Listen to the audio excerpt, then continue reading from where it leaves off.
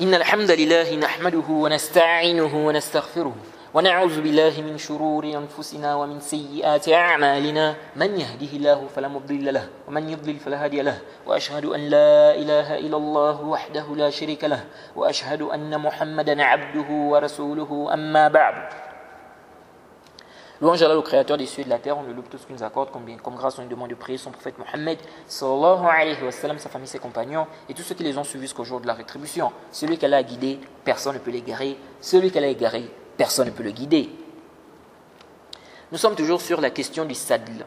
On est toujours sur les propos de l'imam Shawkani concernant le sadl. Et dans l'audio précédent, on s'est arrêté sur la question du ijma', la question du consensus. Et on a vu que la position de l'imam Shawkani par rapport au ijma', par rapport au consensus, n'était pas juste. On a lu les propos d'Ibn Qudama par rapport au sujet.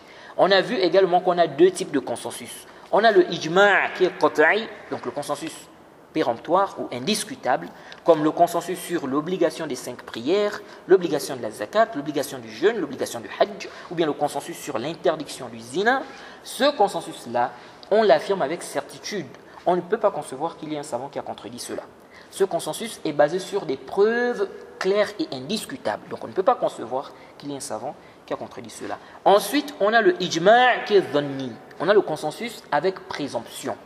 Par exemple, une parole d'un savant se répand entre les gens de science.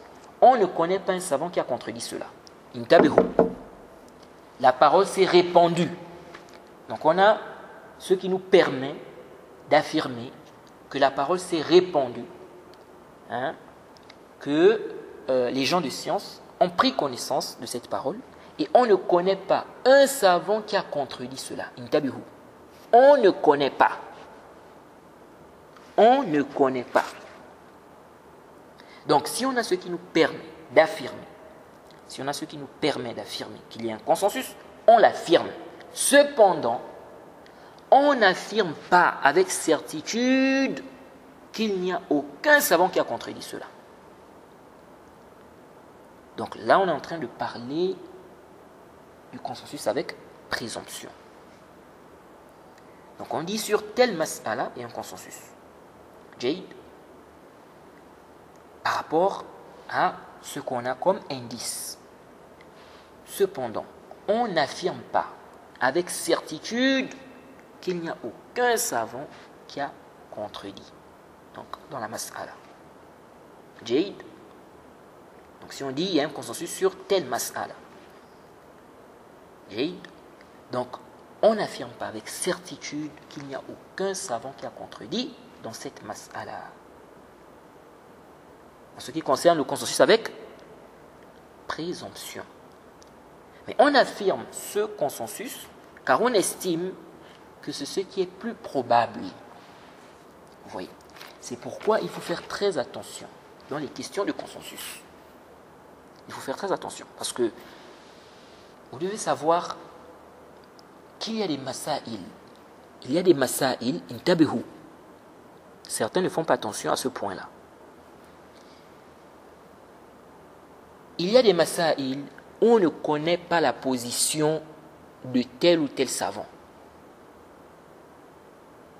C'est-à-dire, on a une mas'ala, mais on ne connaît pas quelle est la position de tel ou tel savant sur cette mas'ala. Et il y a des masaïl comme ça. On ne connaît pas, par exemple, la position de l'imam Yahya ibn Ma'in, ou bien la position de l'imam Abu Hatim, ou la position de son fils Ibn Abi Hatim, ou la position de l'imam al-Bukhari, la position de l'imam Muslim, la position de l'imam Daraqutni, la position de l'imam Nasa'i, la position de l'imam Tirmidhi, et plein d'autres savants. Parmi même les savants du hadith. Donc, il y a des masaïl comme ça. On fouille dans les kutub, mais on ne trouve pas la position de tel savant, par exemple, sur la mas'ala.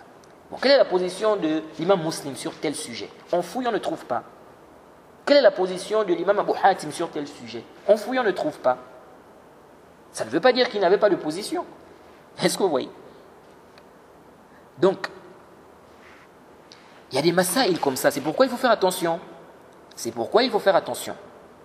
Donc, intabihu, quand on parle ici de consensus avec présomption, par rapport aux indices, On parle de consensus. Jade. Cependant, on n'affirme pas avec certitude qu'il n'y a aucun savant qui a contredit dans la mas'ala. Jade. Donc la mas'ala sur laquelle on a mentionné le consensus. Jade. Ça, c'est un point qui est très important. Un autre point aussi qu'il faut comprendre ici, c'est que pour affirmer qu'il y a consensus, on ne se base pas sur la parole de n'importe qui. Ça aussi, les savants ont traité ça, intabihu. On doit se baser sur la parole de qui pour affirmer qu'il y a un consensus. On ne se base pas sur la parole de n'importe qui. Quelqu'un, par exemple, qui n'a pas une grande connaissance des paroles des savants, des divergences des savants. Jade, il vient, il dit, il y a consensus des savants sur tel ou tel sujet.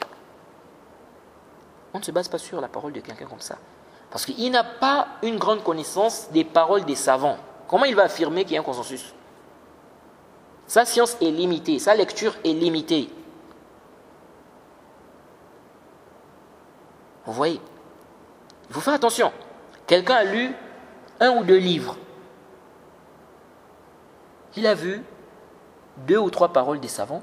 Il vient, il dit consensus. Kadhab, quel consensus? Donc, il faut faire attention. Et les gens aujourd'hui affirment des consensus. Il y a des gens aujourd'hui qui affirment des consensus à cause de leur jahl, à cause de leur ignorance. Le jahl. D'autres, c'est la passion. Vous voyez les gens comme les Islam ibn Ahmed. Il affirme des consensus qui n'existent pas. Il invente des consensus. J'avais déjà donné des exemples dans des audios.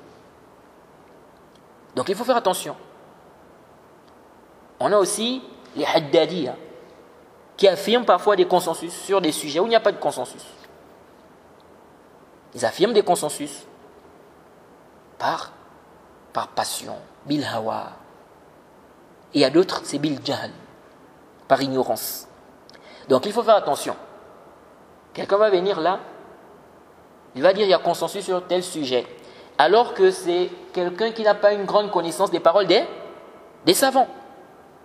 Vous savez, il y a des gens comme ça. Il y a des gens qui ont une connaissance limitée dans les questions même des divergences. Dans des questions même de divergence. Ils ne connaissent qu'une seule position, ou peut-être même 2 positions.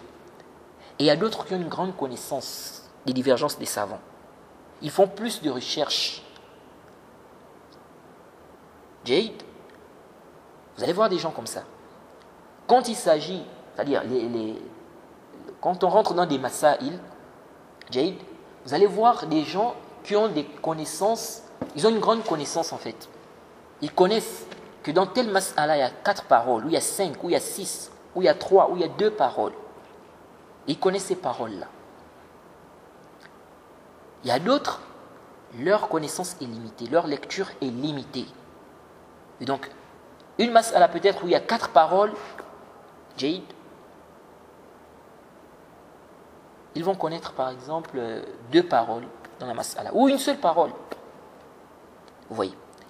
Donc, il faut faire attention. C'est pourquoi, même entre les savants, il y a des savants qui ont une connaissance plus grande, ou bien on va dire qui ont une plus grande connaissance des questions de divergence par rapport à d'autres savants. Par rapport à d'autres savants, et oui. Et on avait déjà donné l'exemple avec l'imam Mohammed ibn Nasr. Vous voyez. Donc, on n'affirme pas le consensus en se basant sur la parole de n'importe qui. Quelqu'un va venir là, il va dire les gens de la sunna sont unanimes. Il y a consensus sur tel ou tel sujet. C'est un kadhab. Il n'y a pas de consensus. Les gens de la sunna, ce n'est pas les gens de la sunna. C'est seulement un avis ou 2. Vous voyez, donc il faut faire attention. Il faut faire très très attention à cela. Parce que c'est comme ça que beaucoup de gens trompent les autres. Islam ibn Ahmed là, il trompe beaucoup de suiveurs comme ça. beaucoup de ses suiveurs. Il vient comme ça, il dit par consensus, tel hadith, tel rapporteur est fait par consensus des savants du hadith. Celui qui écoute ça, qui est jahil, va dire oh, consensus des savants du hadith. Ah, donc c'est que khalas, c'est fini. Alors que c'est un kadhab qui est là.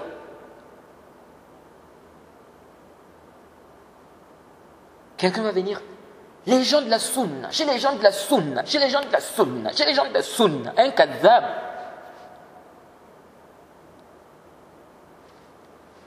Donc, faites très très attention les frères. Il ne faut pas tomber dans les ruses ou bien le jahl de ce genre de personnes, ou la passion. Parce qu'il y a d'autres qui font ça par passion, il y a d'autres c'est par jahl, l'ignorance. Donc, on prend les consensus, on affirme qu'il y a consensus, jaïd, en se basant sur des paroles des ulama, des savants dignes de confiance, qui sont connus, pour avoir des connaissances des divergences des savants, des paroles des savants. Et non des juhal, ou bien un simple étudiant qui vient dire consensus, consensus. Alors qu'il a une connaissance limitée. Donc, faites attention à cela. Et une autre erreur aussi que les gens font ici, il y a des gens, donc certaines personnes font des erreurs ici quand on parle de consensus. Et ça, c'est très dangereux. Quelqu'un va lire la parole d'un salaf sur une mas'ala. Il fait de ça un consensus des salafs. Ça, c'est une erreur. Ça, c'est la parole d'un salaf. La parole d'un salaf, ce n'est pas la parole de tous les salafs. De même, la parole d'un savant. Il y a d'autres qui font même ça sur la parole d'un savant. Un savant de la sunna va parler d'un sujet. Il va défendre sa position. Il va donner des arguments. Quelqu'un va prendre, il va dire la croyance des gens de la sunna, la croyance des salafs. Alors que c'est un kadhab. Ça, c'est la position de ce savant-là qui a écrit le livre ou bien qui a dit tel ou tel jugement. Ce n'est pas la position de tous les savants de la sunna. Ce n'est pas la position de tous les salafs. Donc faites très attention. Faites très très attention. C'est pourquoi la question du ijma',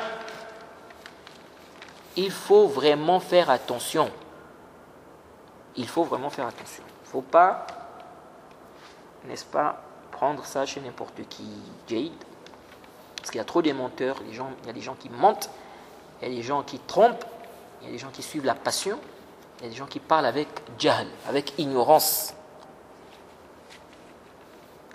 Donc, tu as vu la parole d'un savant de la sunna sur un sujet, ça ne veut pas dire que c'est un ijma'. Sauf si le savant mentionne que c'est un ijma' et que c'est quelqu'un dont on peut considérer, n'est-ce pas, sa parole ici.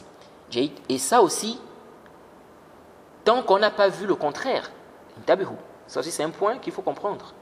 Parce que le savant peut affirmer qu'il y a un consensus aussi sur un sujet, alors qu'en réalité, il n'y a pas de consensus. Lui, il a parlé par rapport à ce qu'il savait. Quand on fait une recherche approfondie, on se rend compte qu'il n'y a pas de consensus, qu'il y a des savants qui ont donné un avis contraire. Donc, à ce moment-là, on ne va plus prendre en compte la parole du savant qui dit qu'il y a consensus. Sauf si le consensus-là est bien avant la divergence qui est mentionnée par un autre savant.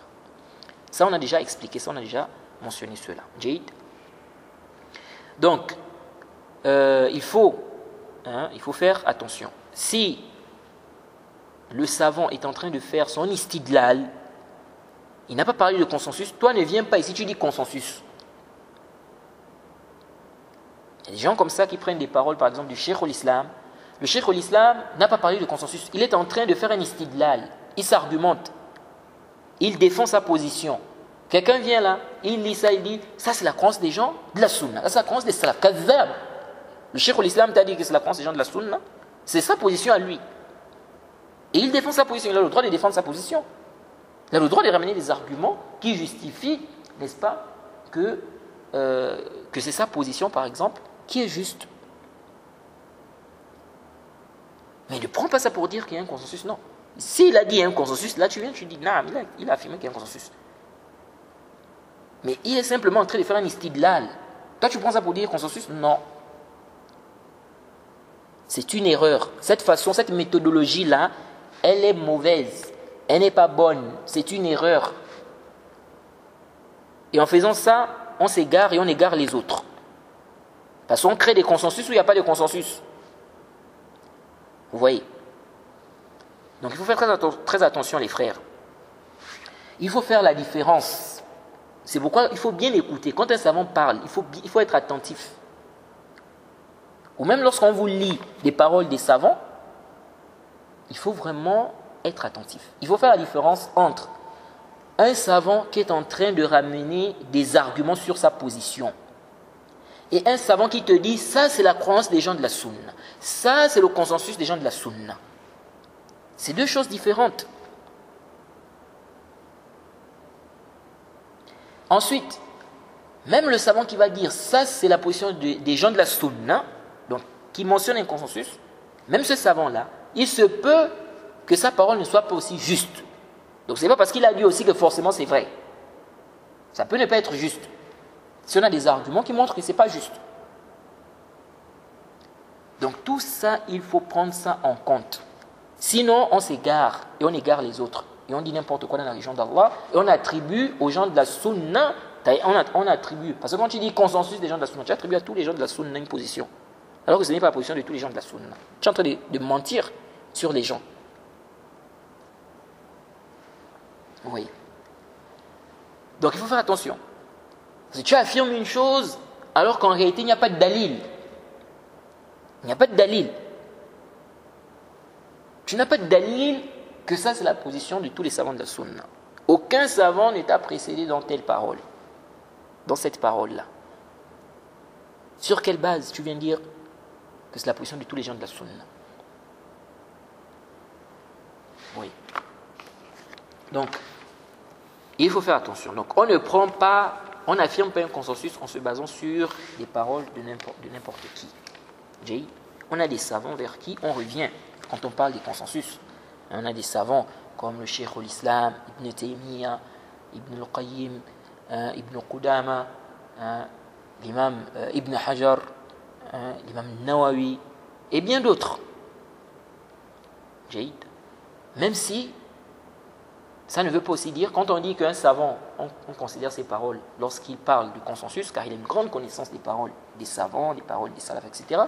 Ça ne veut pas dire que tout consensus qu'il va mentionner, c'est forcément aussi juste. Ça aussi, c'est un point qui est important à comprendre. Car le savant peut se tromper. L'imam Nawawi, combien de fois? L'imam Nawawi, par exemple, combien de fois il s'est trompé dans des questions de consensus? Vous voyez. Donc il faut faire très, très attention.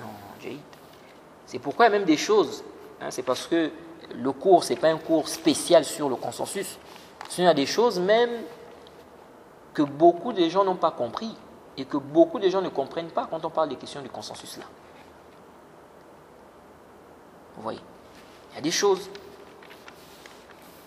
Mais bien évidemment, il y a des choses aussi qu'on n'a pas envie de dire aussi, parce que ce n'est pas le moment. Oui, parce que, comme on dit, la science, on va graduellement. Alors, donc, je reviens ici sur la question du consensus avec présomption. Ce consensus, à la base, c'est un argument. On l'affirme, Jade. Cependant, on n'affirme pas avec certitude qu'il n'y a aucun savant qui a contredit. Jade. Mais par rapport aux indices, par rapport à ce qu'on a comme indice, on sait,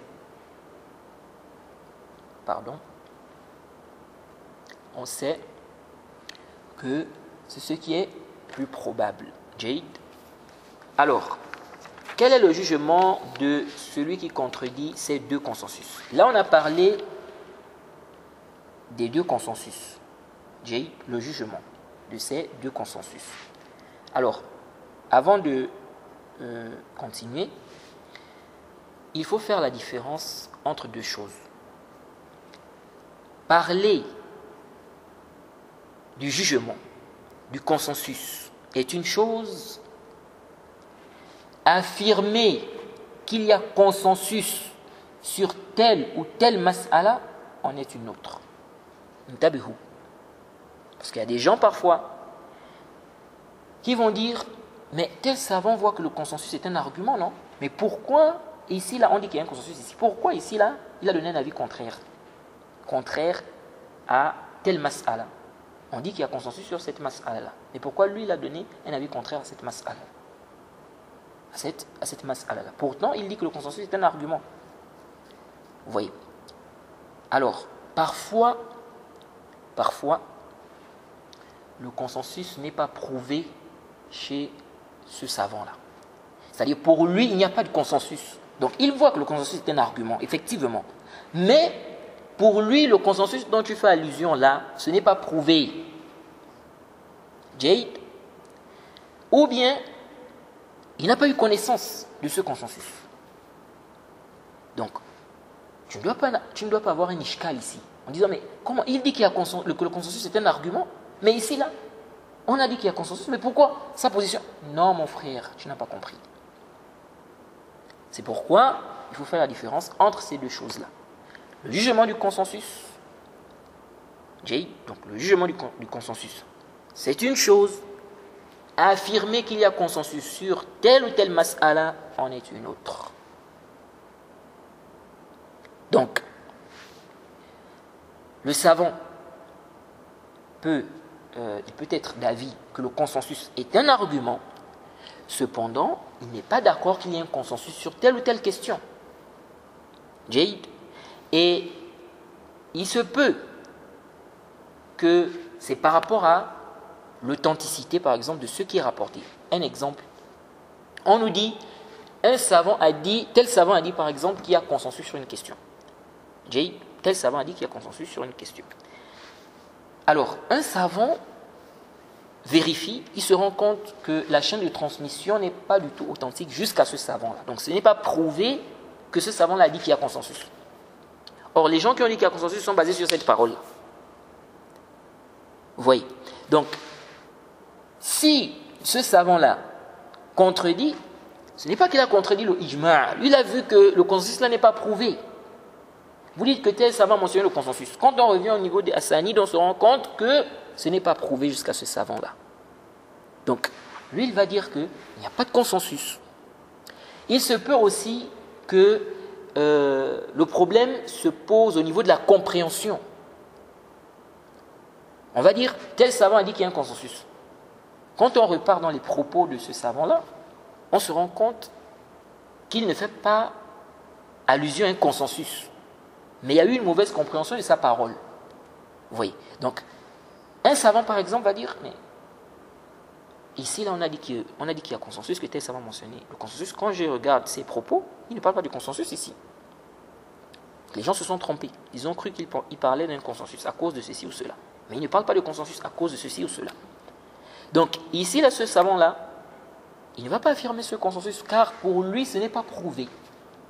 Ce n'est pas prouvé. Donc, ça, c'est important. Il est très, très important de comprendre ces points-là. Parce qu'il y a des gens qui s'embrouillent pour rien. Il y a des gens qui s'embrouillent ici pour rien.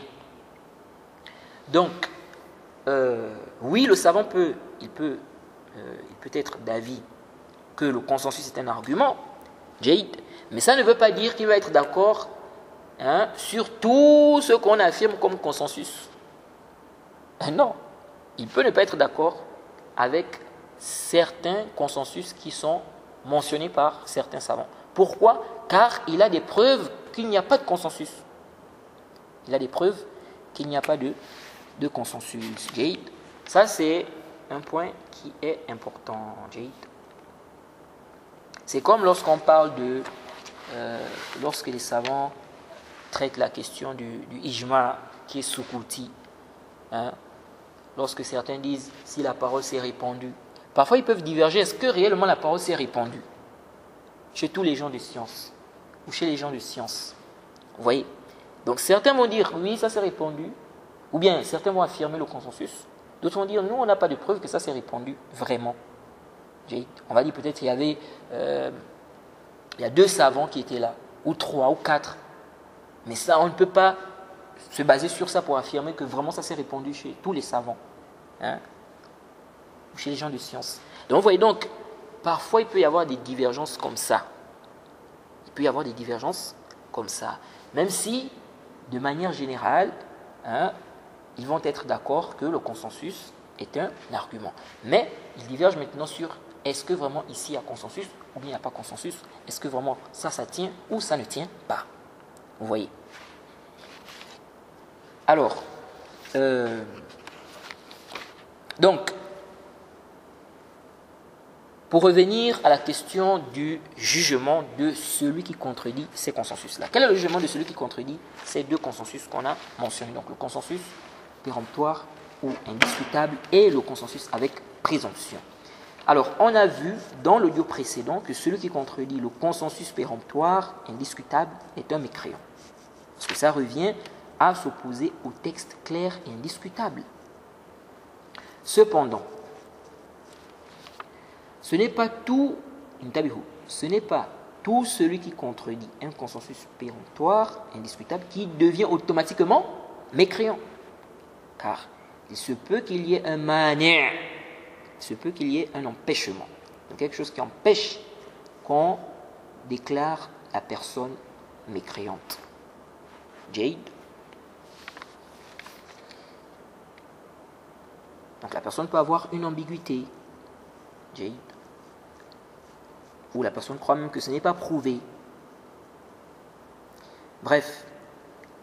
Ensuite, on a parlé du jugement de celui qui contredit le consensus avec présomption dans l'audio précédent. Tout d'abord, on a vu que ce consensus est un argument. C'est un argument. Par conséquent, on ne doit pas le contredire à la base. Cependant, on a évoqué un point. Mais déjà avant ça, lorsqu'on parle des consensus là, lorsqu'on est en train de dire que le consensus là est un argument, le consensus là est un argument, ça c'est le jugement. Mais maintenant, lorsque quelqu'un parle de consensus, Jay, il faut que ça soit prouvé, il faut que le consensus soit prouvé, il faut qu'il y ait réellement un consensus. Il faut qu'il y ait réellement un consensus. Donc, c'est-à-dire que si quelqu'un maintenant dit qu'il y a un consensus sur telle question, il faut vraiment que ça soit prouvé qu'il y a un consensus. Vous voyez. Donc ça, c'est un point qui est important. Et comme j'ai dit, on n'affirme pas des consensus en se basant sur les paroles de n'importe qui. Non.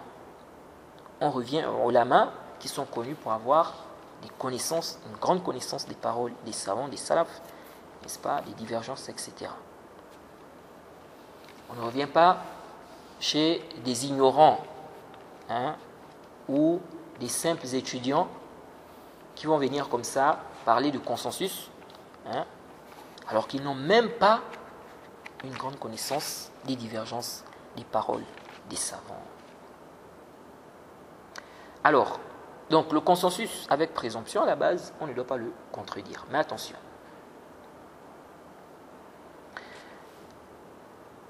Si le consensus avec présomption est affirmé par certains gens de science, à la base, on ne doit pas contredire cela, sauf si on a un argument plus fort. On a vu ça. Et cet argument plus fort est une preuve que le fameux consensus-là a un problème. D'ailleurs, le Cheikh Al-Albani, qu'Allah lui fasse miséricorde, lorsqu'il parlait souvent du consensus qui est Sukouti dans les audios, donc consensus où on dit que quelqu'un a dit une parole et les autres se sont tus. Jade. La parole s'est répandue. Qu'est-ce qu'il disait? Il disait que ce consensus-là, c'est un argument tant que ça ne s'oppose pas à une preuve du Coran ou de la Sunna. Vous voyez ça. Et on a lu les propos du Cheikh al-Islam Ibn Taymiyyah par rapport à ce sujet. Et on va relire cela d'ailleurs.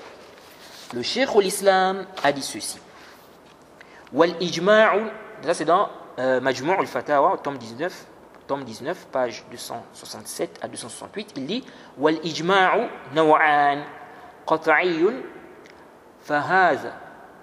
فهذا لا سبيل إلى أن يعلم إجماع قطعي على خلاف النص وأما الظني فهو الإجماع الإقراري والاستقرائي بأن يستقرئ أقوال العلماء فلا يجد في ذلك خلافا أو يشتهر القول في القرون ولا يعلم أحدا أنكره فهذا الإجماع وإن جاز الاحتجاج به فلا يجوز أن تدفع النصوص المعلومة به لأن هذا حجة ظنية ولا يجزم الإنسان بصحتها فإنه لا يجزم بانتفاء المخالف وحيث قطع بانتفاء المخالف فالإجماع قطعي وأما إن كان يظن عدمه ولا يقطع به فهو حجة ظنية والظني لا يدفع به النص المعلوم لكن يحتج به ويقدم على ما هو دونه بالظن ويقدم عليه الظن الذي هو أقوى منه فمتى كان ظنه لدلالة النص أقوى من ظنه بثبوت الإجماع قدم دلالة النص ومتى كان ظنه للإجماع أقوى قدم هذا ومتى كان ظنه للإجماع أقوى قدم هذا. Le Cheikh al-Islam Ibn Taymiyyah dit quoi? Il dit le consensus est de deux types. L'indiscutable ou le consensus péremptoire. Et il n'y a pas de possibilité d'affirmer, de connaître un consensus péremptoire qui contredit un texte. Jaïd. Donc, on ne peut pas avoir un consensus péremptoire ou indiscutable qui s'oppose à un texte. Donc, soit le texte là a un problème, soit c'est le consensus là qui a un problème. Jaïd. Mais un consensus péremptoire qui s'oppose à un texte authentique, non. Donc, il dit, quant au consensus avec présomption, il s'agit du consensus d'approbation et du consensus d'investigation, qui est le fruit d'une recherche des paroles des savants par une personne qui n'a pas trouvé de divergence, ou c'est le fait qu'une parole se répande pendant des époques, des générations, la personne ne connaît aucune personne qui a reprimandé cette parole. Ce consensus-là, même s'il est permis de le prendre comme argument, il est interdit qu'on s'en serve pour rejeter les textes connus. Donc ici, le Cheikh al-Islam fait allusion aux textes clairs. Il ne fait pas allusion ici aux textes qui ont des fortes hypothèses. Il dit, car c'est un argument de pensée prépondérante, ou c'est un argument avec présomption. La personne n'affirme pas avec certitude son authenticité ou sa validité. Elle n'affirme pas avec certitude l'inexistence d'un savant qui a contredit. Si elle affirme avec certitude, de façon indiscutable, l'inexistence d'un savant qui a contredit, le consensus est dès lors péremptoire, donc indiscutable. Quant au fait qu'elle pense qu'il n'y a pas de savant et on contredit, cependant, elle n'affirme pas cela avec certitude, donc le consensus, est alors considéré comme étant un argument avec présomption. Or, l'argument avec présomption ne peut repousser ou rejeter le texte connu. Cependant, il est considéré comme un argument, il prévaut sur celui qui est en dessous de lui en matière de présomption, et la présomption qui est plus forte que lui prévaut sur lui. Jaïd. S'il pense, donc le Cheikh l'Islam continue, il dit, s'il pense que l'indication du texte, ce que prouve le texte, est plus fort que sa pensée sur l'authenticité du consensus, il a le droit à ce moment de faire prévaloir l'indication du texte, ce que prouve le texte donc, sur ce fameux consensus. Et lorsque sa pensée concernant le consensus est plus forte, il fait prévaloir le consensus sur ce texte. Fin des citations. J. Donc, ça c'est plus que clair et on a détaillé cela dans l'audio précédent.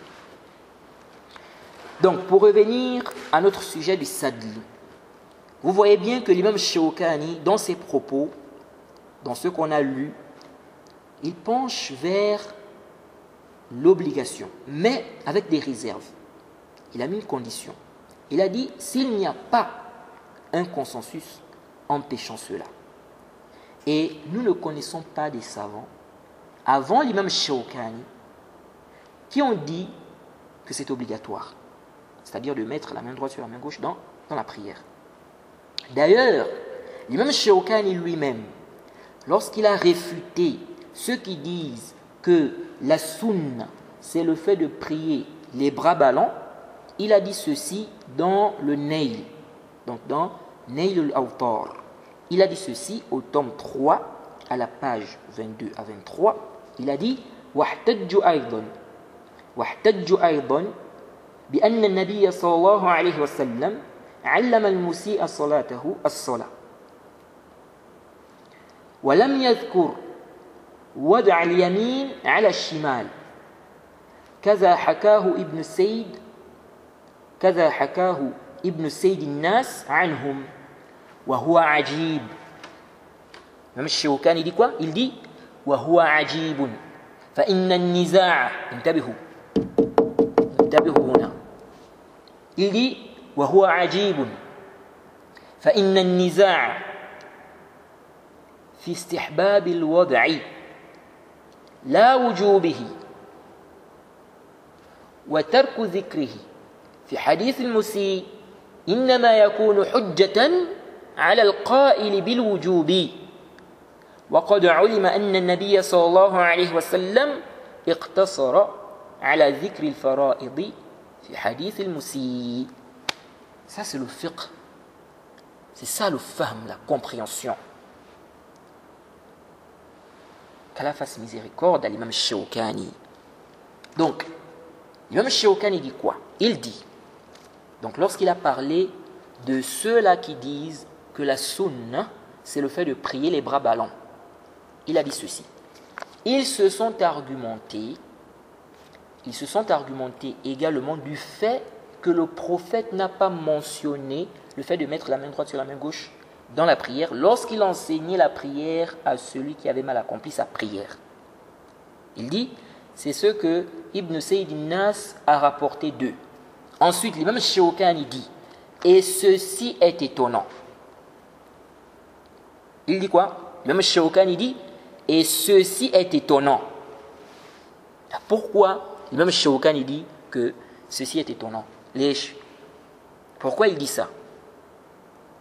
Il dit, et ceci est étonnant, car, écoutez, il dit, car la divergence concerne le caractère préférable de mettre la main droite sur la main gauche, donc dans la prière, et non l'obligation, et non le caractère obligatoire. Il dit quoi? Il dit, et ceci est étonnant, car la divergence concerne le caractère préférable de mettre la main droite sur la main gauche dans la prière, et non le caractère obligatoire. Qu'est-ce que ça veut dire ça? C'est étonnant que tu mentionnes comme argument le hadith de celui qui avait mal accompli sa prière. Parce que ce qui n'était pas obligatoire, Jaïd, ou bien on va dire ce qu'on n'a pas cité dans ce hadith, à la base, ce sont des choses qui ne sont pas du tout obligatoires. Ce qu'on n'a pas cité dans ce hadith, donc dans le hadith de celui qui avait mal accompli sa prière, à la base, ce sont des choses qui ne sont pas du tout obligatoires. Et donc ici, là, le hadith est un argument contre celui qui dit que c'est obligatoire de mettre la main droite sur la main gauche dans la prière. Et non un argument contre celui qui dit que c'est préférable, que ce n'est pas obligatoire de mettre la main droite sur la main gauche dans la prière. Je ne sais pas si je suis clair. C'est-à-dire, le hadith, on n'a pas mentionné le fait dans le hadith de celui qui avait mal accompli sa prière. On n'a pas mentionné le fait de mettre la main droite sur la main gauche dans la prière. Ça montre quoi? On avait vu. Ça montre ici que ce n'est pas du tout obligatoire. Parce que si c'était obligatoire, le prophète devait mentionner ça. Il devait lui enseigner cela. Jade, on avait déjà expliqué ça, on avait déjà détaillé. On avait déjà détaillé cela. Donc, ce n'est pas venu dans ce hadith.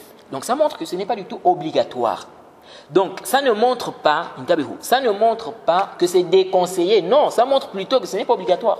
Donc, tu ne peux pas venir prendre ce hadith de celui qui avait mal accompli sa prière pour dire que c'est déconseillé de mettre la main droite sur la main gauche dans la prière. Ou pour dire que la sunna, c'est de prier les bras ballants. Non.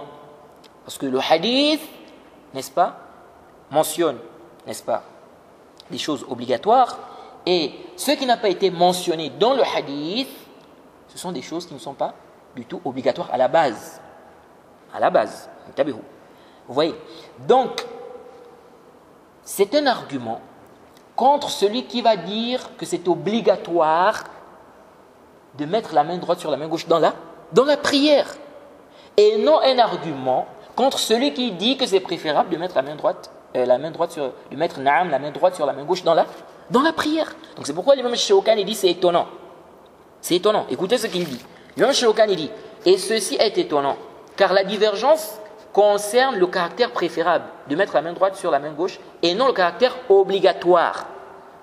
Donc ça veut dire que l'imam Shawkani voit ici que les savants ont divergé sur est-ce que c'est préférable. Donc la divergence n'est pas est-ce que c'est obligatoire. Je ne sais pas si les gens comprennent. C'est-à-dire que ici, là, c'est comme si l'imam Shawkani est en train de nous faire comprendre, il est en train de nous faire comprendre qu'il n'y a pas de savants en fait qui ont dit, on n'a pas des savants qui ont dit que c'est obligatoire de mettre la main droite sur la main gauche dans la prière. Vous voyez? Donc la divergence, il fait comprendre que la divergence, c'est est-ce que c'est préférable? Est-ce que c'est préférable de mettre la main droite sur la main gauche dans la prière? Et non, est-ce que c'est obligatoire? C'est pourquoi il dit ici, il dit, et ceci est étonnant, car la divergence concerne le caractère préférable de mettre la main droite sur la main gauche dans la prière, et non le caractère obligatoire. Donc lorsque l'imam Shawkani là-bas a dit, il a dit s'il n'y a pas un consensus qui vient empêcher cela. Mais ici, là, c'est comme s'il est en train de faire allusion à un consensus.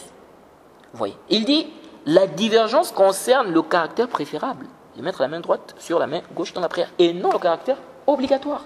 Donc, qu'est-ce que l'imam Shawkani veut dire? Il veut dire en fait que ça ne sert à rien de prendre ce hadith comme argument, parce que le débat, ce n'est pas est-ce que c'est obligatoire donc de mettre la main droite sur la main gauche dans la prière.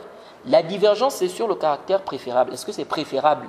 Donc si toi tu viens avec ce hadith, quelqu'un peut te dire non, ça n'a pas été mentionné dans le hadith parce que ce n'est pas obligatoire.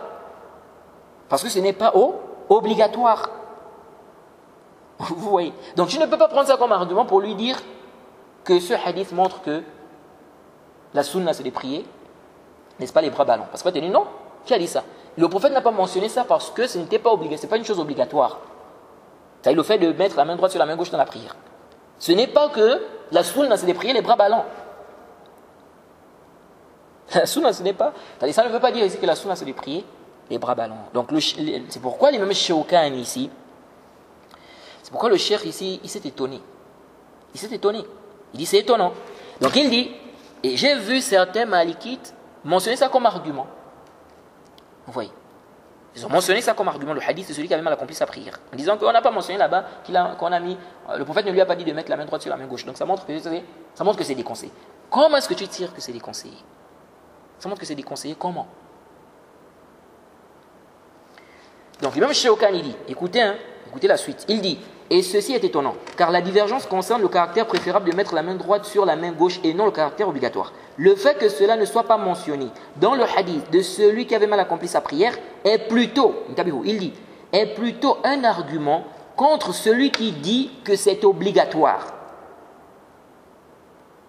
Vous voyez? Donc il dit, c'est plutôt un argument contre celui qui dit que c'est obligatoire de mettre la main droite sur la main gauche dans la prière. Donc le hadith là, c'est un argument contre lui. S'il dit c'est obligatoire, on dit mais le prophète n'a pas enseigné ça à celui qui avait mal accompli sa prière. Et il lui a dit à la fin que s'il fait, n'est-ce pas, ce qu'il a reçu comme enseignement, sa prière est complète. Le prophète ne lui a pas enseigné le fait de mettre la main droite sur la main gauche dans la prière, dans ce hadith. Vous voyez? Donc, l'imam Shawkani dit le fait que cela ne soit pas mentionné dans le hadith de celui qui avait mal accompli sa prière est plutôt un argument contre celui qui dit que c'était obligatoire. Vous voyez? Donc, en même temps, ici, c'est comme si en fait, c'est même un argument contre l'imam Shawkani lui-même. Lorsqu'il a penché vers l'obligation, même s'il a mis une condition. Vous voyez? Parce que lui-même, il dit ici quoi? Il dit le fait que cela ne soit pas mentionné dans le hadith de celui qui avait mal accompli sa prière est plutôt un argument contre celui qui dit que c'est obligatoire. Donc c'est un argument contre lui. Jaïd. Mais après, l'imam Shawkani peut débattre. Il peut débattre sur l'istidlal. Jaïd. Parce que nous, on a pris ça comme base pour dire que les choses qui n'ont pas été mentionnées dans ce hadith, à la base, ce sont des choses qui ne sont pas du tout obligatoires. Donc dans le hadith de celui qui avait mal accompli sa prière. Donc les choses que le prophète ne lui a pas enseignées. Vous voyez. Mais certains savants n'ont pas pris ça comme base pour affirmer cette base qu'on a affirmée. Donc il dit le fait que cela ne soit pas mentionné dans le hadith de celui qui avait mal accompli, mal accompli sa prière est plutôt un argument contre celui qui dit que c'est obligatoire. Car on sait que le prophète s'est juste contenté de mentionner les obligations dans le hadith de celui qui avait mal accompli sa prière. Fin de citation. Jaïd. Vous avez compris ça? Donc, vous voyez bien que l'imam Shawkani prend des réserves. Il n'est pas catégorique sur le caractère obligatoire. Il a mis une condition. Il a dit s'il n'y a pas de consensus. Jaïd. Et quand on lit même ses propos, c'est comme s'il fait allusion à ce consensus-là. Vous voyez? Car il dit, et ceci est étonnant, car la divergence concerne le caractère préférable de mettre la main droite sur la main gauche et non le caractère obligatoire. Donc il n'y a pas de divergence sur est-ce que c'est obligatoire ou pas. La divergence, c'est est-ce que c'est préférable ou pas. De même, on a le Cheikh Al-Albani. Le Cheikh Al-Albani, donc l'imam Shawkani n'a pas été catégorique. Il a mis une condition. Il a dit s'il n'y a pas un consensus qui empêche, n'est-ce pas, cela. Le Cheikh Al-Albani aussi, dans son livre, la description de la prière du prophète, donc le livre de base, celui de 3 tomes, parce qu'il y a le livre de base, celui de 3 tomes, où il y a des détails au niveau des hadiths, le takhrij et tout ça. Et il y a celui qui est résumé. Je crois même il y a un autre encore qui est plus résumé. Donc on peut dire il y a 3. Vous voyez. Là je parle du livre de base, celui qui est détaillé, là où il y a 3 tomes, là où il détaille, là où il rentre dans le takhrij des hadiths et tout ça. Alors, qu'est-ce qu'il a dit là-bas, le Cheikh Al-Albani, lorsqu'il a parlé du fait de mettre la main droite sur la main gauche et l'ordre qui est venu sur ce sujet. Il a dit ceci en annotation en bas. Il a dit وَإِذَا ثَبَتَ أَنَّهُ صلى الله عليه وسلم كان يأمر بهذا الوضع. انتبهوا. Le Cheikh Al-Albani dit وَإِذَا ثبت أنه صلى الله عليه وسلم كان يأمر بهذا الوضع فهو يفيد وجوب ذلك ولكننا لم نجد من ذهب إلى القول به. Il dit quoi? ولكننا لم نجد من ذهب إلى القول به من الأئمة المتقدمين فإن قال به أحد منهم وجب المصير إلى ذلك. Il dit quoi? Il dit فإن قال به أحد منهم وجب المصير إلى ذلك والله أعلم. Le Cheikh Al-Albani dit, si c'est prouvé que le prophète a ordonné de mettre la main droite sur la main gauche. Donc on va voir ce hadith-là, le hadith qui parle de l'ordre du prophète, n'est-ce pas, concernant le fait de mettre la main droite sur la main gauche dans la prière. On va voir ce hadith et on va aussi réfuter les ambiguïtés que certaines personnes apportent par rapport à ce hadith, n'est-ce pas? Et parmi ces gens, parmi ces personnes, Islam ibn Ahmed l'Egari, qu'Allah le guide. Alors, il dit donc, si c'est prouvé que le prophète a ordonné de mettre la main droite sur la main gauche, cela indique donc l'obligation de cette pratique. Cependant, nous n'avons pas trouvé un imam parmi les anciens qui a affirmé cela. Donc, qui a affirmé que c'est obligatoire. Ensuite, il dit, si l'un d'entre eux a dit cela, donc que c'est obligatoire, il dit, si l'un d'entre eux a dit cela, alors il est obligatoire de suivre cet avis. Et Allah est le plus savant. Fin de citation. Vous voyez. Mais nous disons, même si un ancien parmi les imams avait dit cela, cela ne devait pas être obligatoire de suivre cet avis. Car le hadith de celui qui avait mal accompli sa prière montre que ce n'est pas du tout une obligation. C'est pourquoi l'imam Shawkani, dans sa parole, à la fin, il a ramené cela pour montrer que malgré l'ordre qui est venu, ou bien la pratique, il y a des savants qui voient que ça ne montre pas l'obligation à cause du hadith de celui qui avait mal accompli sa prière. Vous voyez ça? Mais le Cheikh Al-Albani, il ne prend pas comme base le hadith de celui qui avait mal accompli sa prière pour dire que ce qui n'a pas été mentionné dans ce hadith ne rentre pas dans les obligations, même si c'est un ordre. Jay.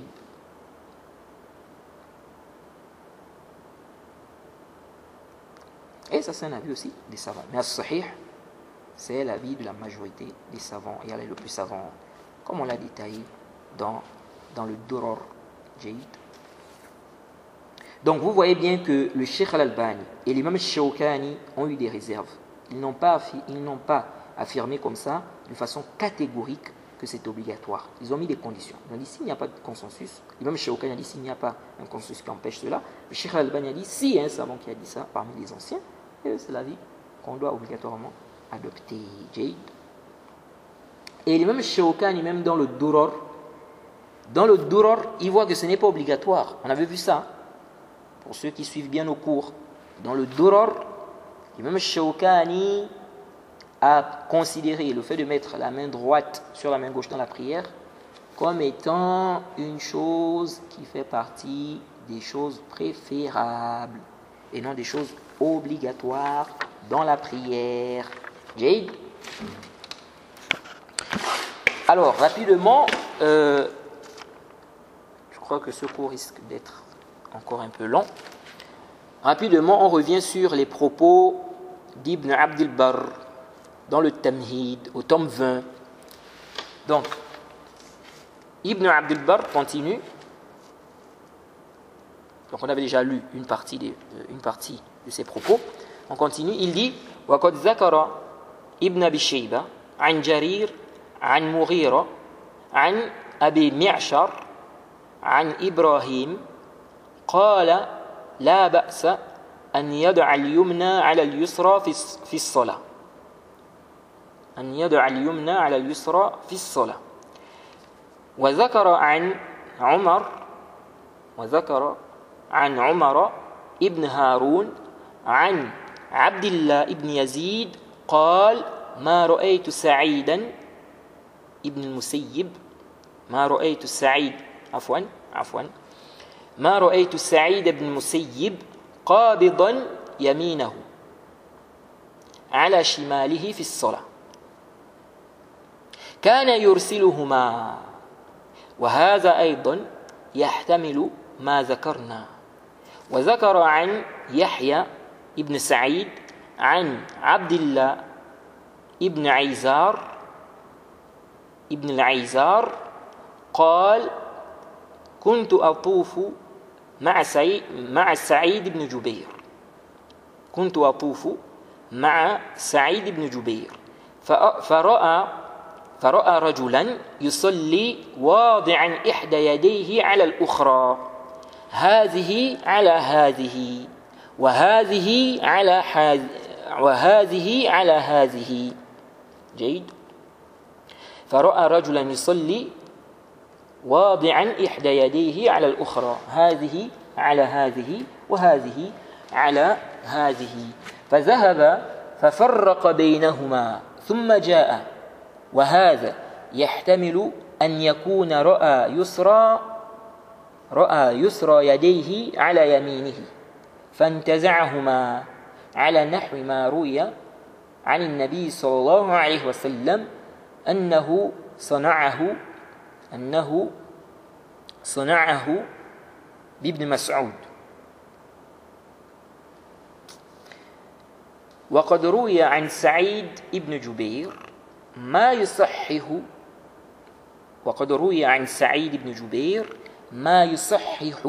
يصحح هذا التأويل لأنه ثبت عنه أنه كان يضع يده على اليسرى في صلاته فوق السرة كان يضع يده على اليسرى في صلاته فوق السرة. نعم.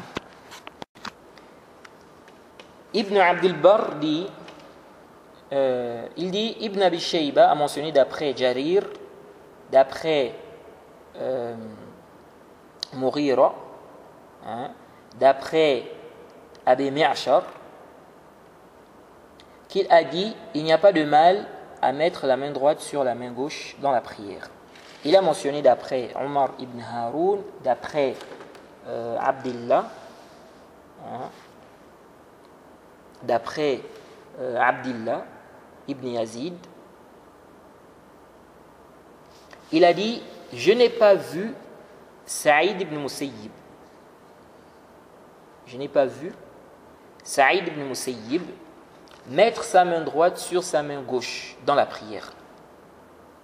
Il priait les bras ballants. Alors, mais ce athar-là, en disant que on n'a pas vu Saïd ibn Musayyib mettre la main droite sur la main gauche dans la prière, il priait les bras ballants, ce athar-là est daïf, la sahih. Donc, on ne peut pas attribuer ça à Saïd ibn Musayyib. Donc, c'est daïf, la sahih. Ça a été rapporté par Ibn Abi Shayba, comme mentionné par Ibn Abdul Barr, c'est le athar numéro 3973. Dans sa chaîne de transmission, on a Omar ibn Haroun al-Balkhi, il est matrouk, comme l'a mentionné Ibn Hajar dans le Taqrib. Certains ont même dit qu'il est menteur. Donc le athar est très faible. Et Islam ibn Ahmed a cité ça. Il a cité ce athar-là. Oui. Et vraiment c'est étonnant. Oui. Islam ibn Ahmed rend des hadiths qui sont dans Bukhari et Muslim faibles, par sa passion. Parfois aucun savant ne l'a précédé dans ça. Mais il va citer des athars, il va se baser parfois sur des athars qui sont très faibles. Très faibles. Vous voyez. Donc quand il s'agit de Bukhari et Muslim, il vient et te dit non, ça, ici c'est daïf, le hadith est daïf, et il t'apporte des raisons qui ne tiennent pas, et il ruse, il ment, il trompe. Et quand il s'agit des athars qui sont parfois très faibles, il va prendre ça comme argument, comme ça soutient sa passion. Donc ici, il ne va plus faire vraiment une recherche approfondie. Mais comme le hadith qui est dans Bukhari et Muslim, ça contredit sa passion, il va dire c'est faible. Comme il a fait avec la question du riba. Oui, parce que ça contredit sa passion. Oui, donc il vient ici, il vient dire non, c'est faible. Il dit ça en se basant sur quoi? Sur la passion, sur le hawa et le jahl, et la ruse, la tromperie, le mensonge.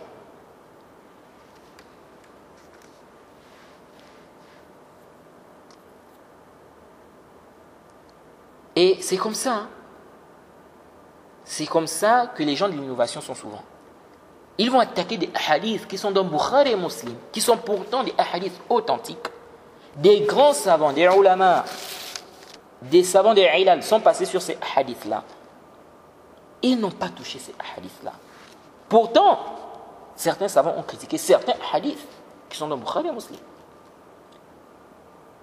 Mais on va voir des hadiths que des savants n'ont pas touchés. Vous voyez des innovateurs qui arrivent, ils prennent ces hadiths-là, donc Bukhari et Muslim, ils te disent non, c'est faible. Pourquoi? Parce que ça contredit leur passion. Mais en même temps, ils s'argumentent des textes très faibles, parfois même des textes inventés. Pourquoi? Parce que ces textes-là sont en conformité avec leur passion. Comme le hadith qui est dans Bukhari et Muslim, là, ça contredit leur passion, il faut dire que c'est daïf, c'est faible. Et on invente des raisons, on ment, on triche, on trompe, on raconte n'importe quoi.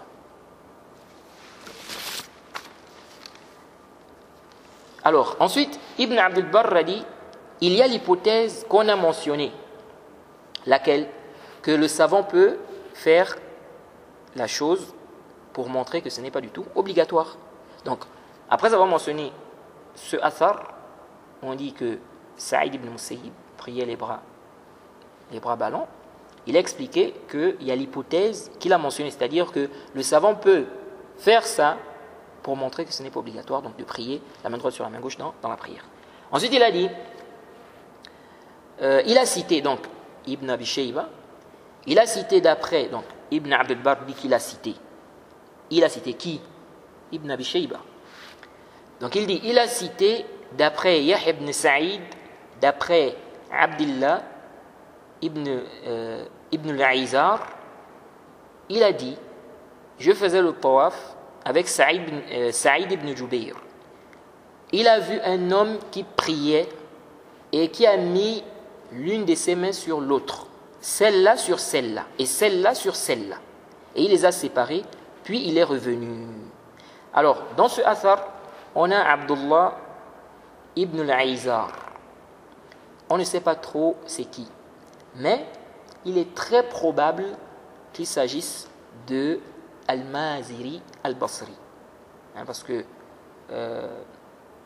Ibn Asakir, dans le Tarikh, au tome 38, page 79, il a mentionné parmi les élèves de Saïd ibn Jubayr. Il a mentionné parmi les élèves de Saïd ibn Jubayr. Et il a été rendu thiqa par Yahya al-Qattan. Et Al-Zahabi a dit qu'il est sadouq.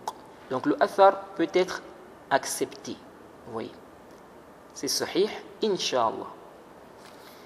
Alors, Ibn Abd al-Barr a dit, il se peut qu'il a vu sa main gauche sur la main droite.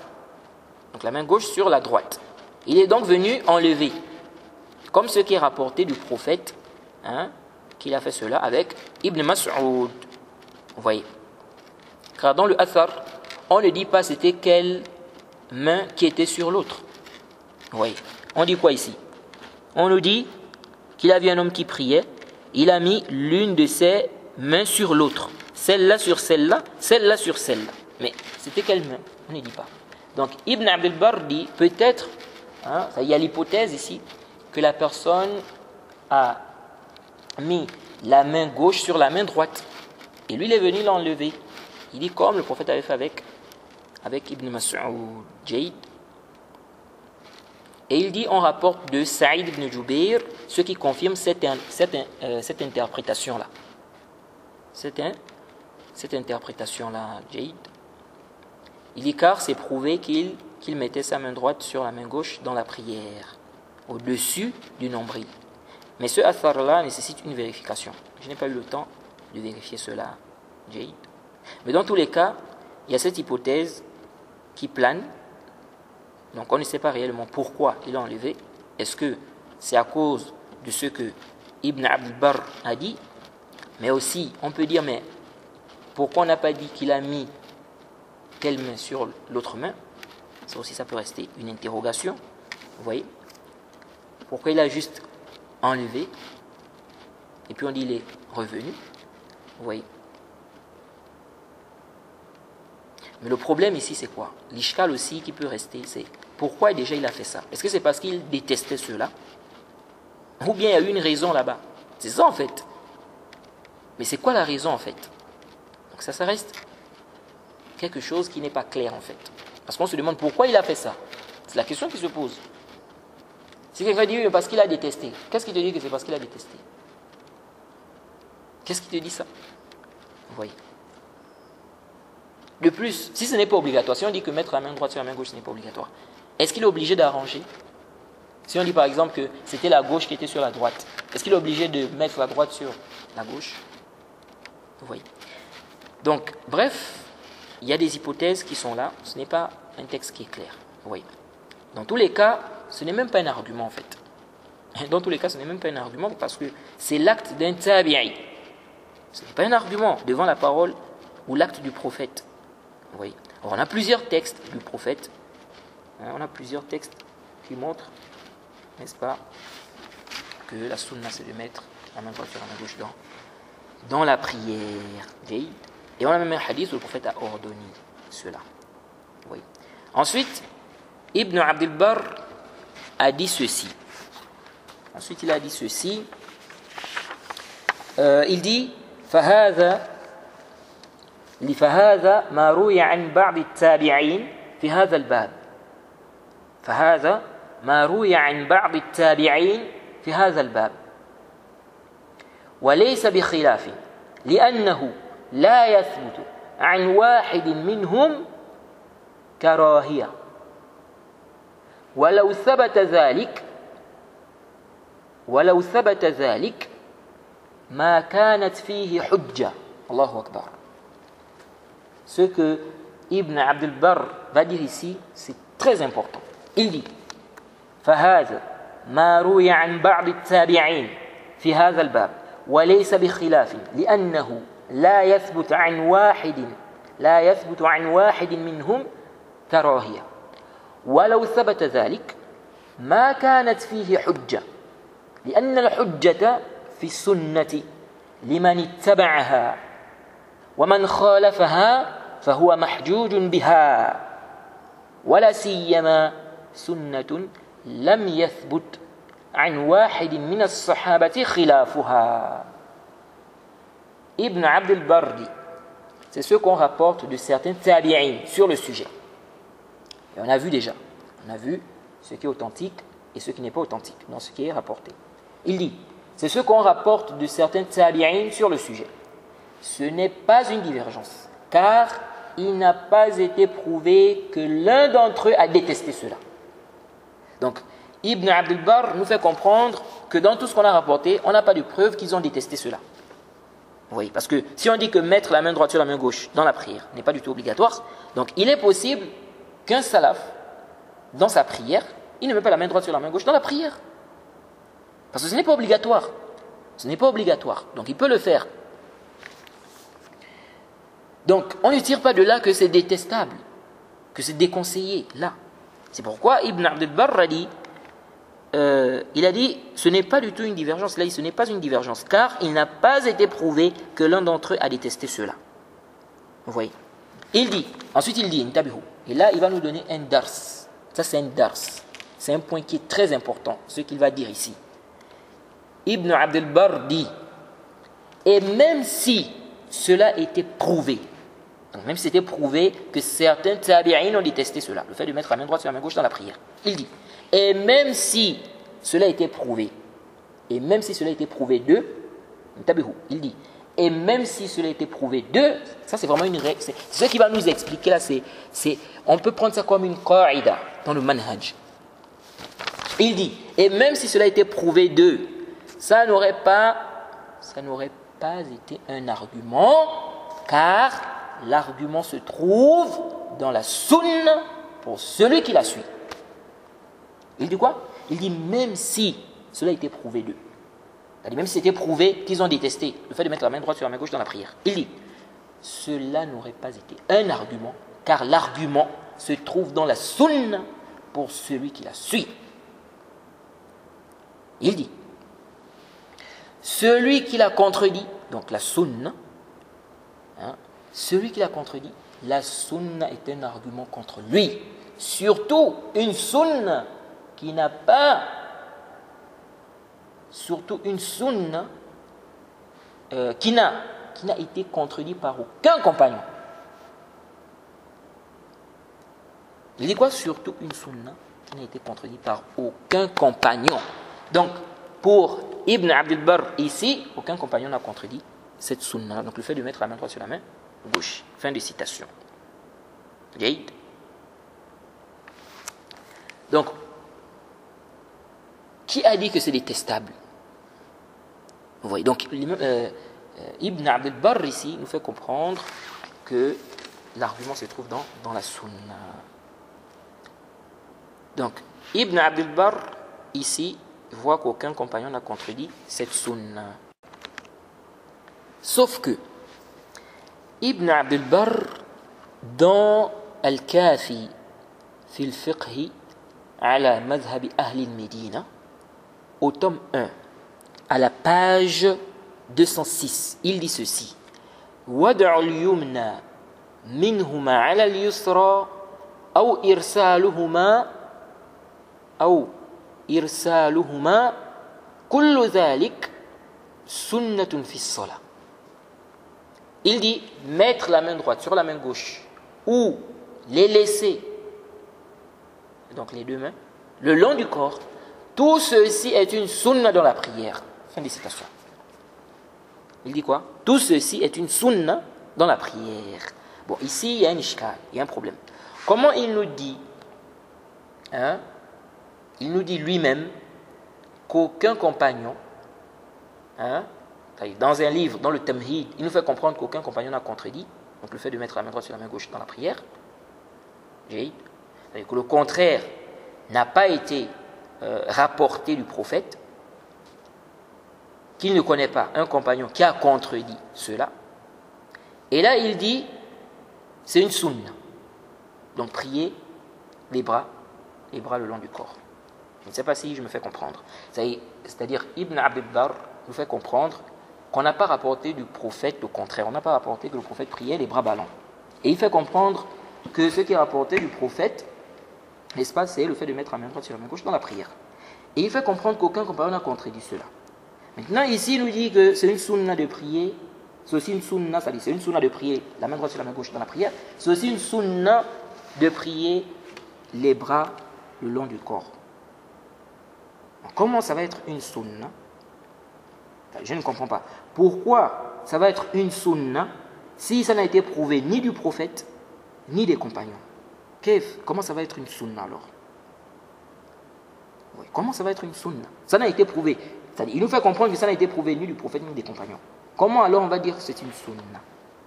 Oui, donc il y a un ishkal. Donc c'est comme si Ibn Abdul Barr a eu deux avis. Allahu a'lam. Maintenant, quel était le dernier avis? Quel est le plus savant? Là, il faut voir quel est le livre qu'il a écrit en dernier. Oui. Donc, je n'ai pas fait un bahth par rapport à cela. Alors, après avoir lu les propos des savants, donc par rapport à la mas'ala, nous allons maintenant voir les arguments avancés par certaines personnes, certains malikites ou certains qui se réclament du mazhab malikite pour soutenir le fait qu'il est préférable de prier les bras ballants ou que c'est une sunna, et que mettre la main droite sur la main gauche est déconseillé. Alors ils disent que c'est rapporté de Mujahid, qui est un tabi'i. C'est venu dans le Musannaf d'Ibn Abi Shayba, l'Athar numéro 3968. Il a dit Haddathana Hafs an Layth an Mujahid أنه كان يكره أن يضع اليمنى على الشمال فيقول على كفه أو على الرسخ أو يقول فوق ذلك ويقول أهل الكتاب يفعلونه.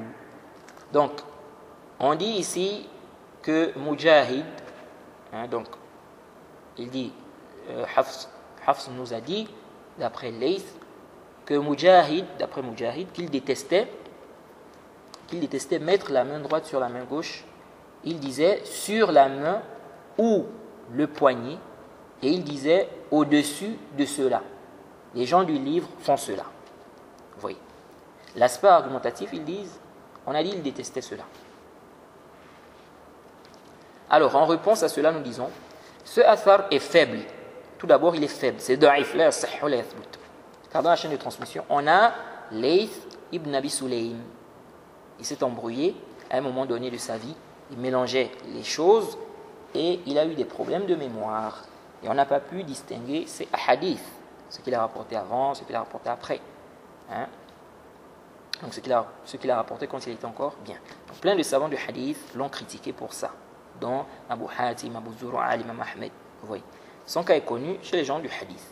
Je rappelle que Islam ibn Ahmed a cité ce athar-là. Vous voyez. Donc cette position attribuée à, bon, on ne va pas le athar directement, mais il a cité cette position en fait attribuée à Mujahid.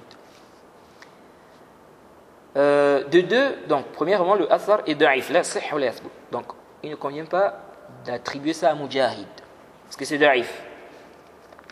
De deux, ici, il y a l'hypothèse qu'il n'a pas détesté le fait de mettre la main droite sur la main gauche dans la prière, de manière absolue. Hein? Si on dit que c'est authentique. Car il est dit qu'il disait quoi? Sur la main ou le poignet. Et il disait au-dessus de cela. Les gens du livre font cela. Vous voyez, suivez bien. On dit, il détestait mettre la main droite sur la main gauche. Il disait sur la main ou le poignet. Et il disait au-dessus de cela. Les gens du livre font cela. Vous voyez. Donc, c'est comme si ce qu'il a détesté ici, c'est une manière spécifique, une manière précise. Puis il a orienté vers ce qui est juste. Vous voyez. Donc on dit, il détestait mettre la main droite sur la main gauche. Il disait sur la main ou le poignet. Et il disait au-dessus de cela. Les gens du livre font cela. Vous voyez. Donc c'est comme si c'est une manière là, c'est une manière spécifique qu'il a détestée. Et non le fait de mettre la main droite sur la main gauche de manière absolue. Dans tous les cas, le athar est da'if, la yasih. Donc on n'a même pas trop besoin de rentrer dans cette explication ou dans ces explications-là. Parmi les athars qu'ils citent, ils disent Ibn Jurayj. Ils disent que c'est venu dans le Musannaf d'Ibn Abi Shayba, le athar numéro 6550. On dit la plupart des fois où il a vu Ata, il priait Sa'adilan. Et juste avant, donc le athar numéro 6549, on dit qu'il ne voyait pas de mal au sadl. Au sadl. Sauf que ces gens-là n'ont pas compris, ou ce que ces gens-là n'ont pas compris, c'est que le sadl, ici, là, ce n'est pas le sadl que nous, on comprend aujourd'hui. Le sadl ici, comme des savants ont expliqué, il s'agit du sadl du vêtement, et non les mains. Et c'est ce que l'imam Abu Daoud a compris lorsqu'il a mentionné ce athar, lorsqu'il a mentionné ça. Il y a un hadith où on dit que le prophète a interdit le sadl. Et ça fait un débat entre les savants. Vous voyez. Mais sans aucun doute, on ne parle pas là-bas du fait de mettre la main droite sur la main gauche. Non.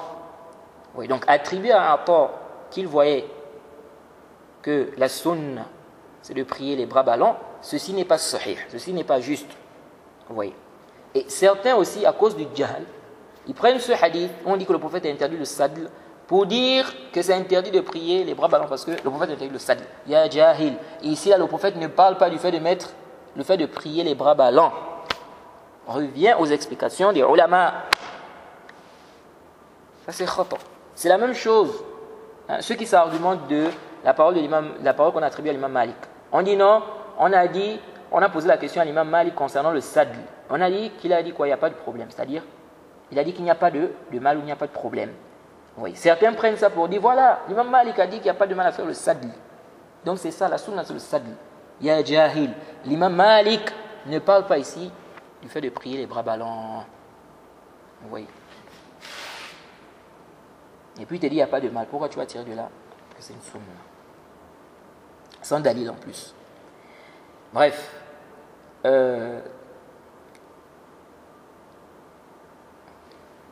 Et de plus, même si c'était ça le sens, c'est-à-dire, même si ce qui était visé dans le Athar d'Ibn Jurayj, on parle de Athar là, même si c'était ça le sens, ce que vous dites là, ce que vous avez visé, mais on a déjà dit que mettre la main droite sur la main gauche n'est pas du tout obligatoire.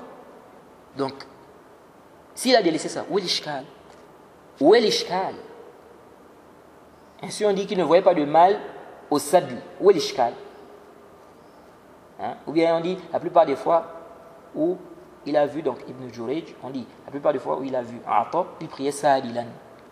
Où est l'ishkal? Si on dit que ce n'est pas obligatoire.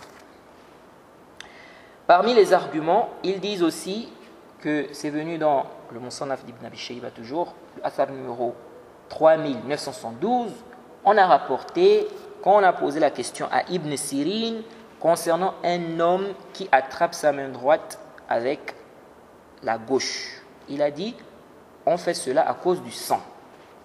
On fait cela à cause du sang. Ce Athar ne prouve pas que c'est déconseillé. Déjà, on dit, il attrape la main droite avec sa main gauche. Oui, il attrape la main droite avec sa main gauche. Est-ce que vous voyez déjà là, il y a un ishkal. Et ici, il dit, on fait ça à cause du sang. Donc, il donne une raison. Pourquoi on fait ça? Il n'a pas dit que c'est interdit. Il n'a pas dit que c'est interdit ou déconseillé ou autre. Il donne la raison en fait. Pourquoi on fait ça? Oui. Bon, après ici, qu'est-ce que ça veut dire aussi à cause du sang? Wallahu a'lam. Il y en a qui disent que parce que quand on prie, si on prie les bras ballants, peut-être le sang va descendre comme ça au niveau jusqu'aux mains en bas. Et donc quand on met les mains, on place la main droite sur la main gauche, bien comme c'est venu dans ce athar là, donc le sang ne va pas descendre comme ça.